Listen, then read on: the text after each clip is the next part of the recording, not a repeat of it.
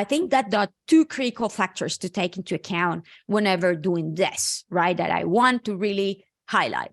The input, the first one, right? Like a clear and concise prompts as inputs are fundamental in order to obtain the highest quality output, right? And then on the other hand, the second one, which is expert output validation and addition, in order to ensure that what we obtain is accurate, is factual, and provides the best possible experience to satisfy the user need, right? So the first step is to start ensuring that your prompts are clear, are concise, to generate quality results. And the best way to do this, I believe, and the easiest to remember, is to use the 5 Ws and the H, right? What is the expected task? Where is it going to be used? How is the format, language, tone, structure, length, characteristic, constraints, all the characteristics of your task? Who is the target audience? When is it going to be used? And why you want to use it? What is the expected goal? So here you can see how I have used the 5 Ws and the H here to obtain specifically relevant results, like generating title tags that really comply with the type of tone of voice, intent, characteristic, SEO principles, best practices, to use them in this case, it's YG's category pages, right?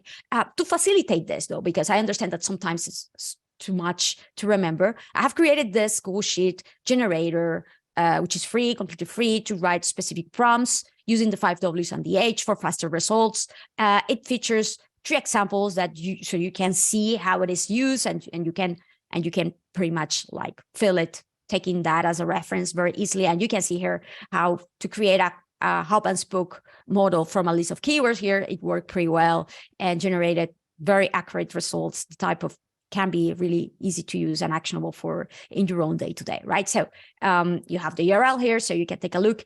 And so whatever we share later on is much more easy to put in practice to you later on, because you will have this easy to generate prompts that are much more specific.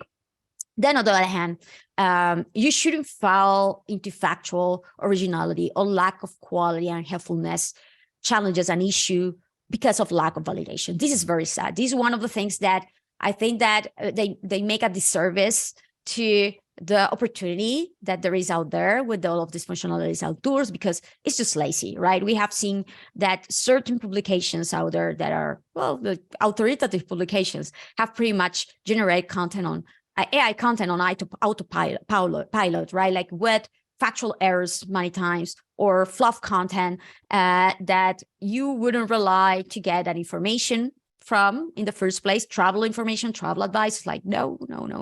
This is just too lazy. This is not really informative for me, right? So let's avoid this from happening to you, right? It's important that we're also aware that we don't only need to validate because of accuracy and quality, but because literally language models are good for certain things like translation, summarization, content generation, sentiment analysis, right? Personalization, speech recognition, as Brittany mentioned here in this tweet. But there are all those scenarios for which it's not that good, like high-level strategy, reasoning and logic, generalization, understanding context. So it's important that we are aware of these restrictions in order to validate better, depending on even also on the scenario, and to use it for certain things more than others, right? So for quality and safer results, let's follow this ChatGPT flowchart that I'm sharing here, and have a subject matter specialist to validate and edit the output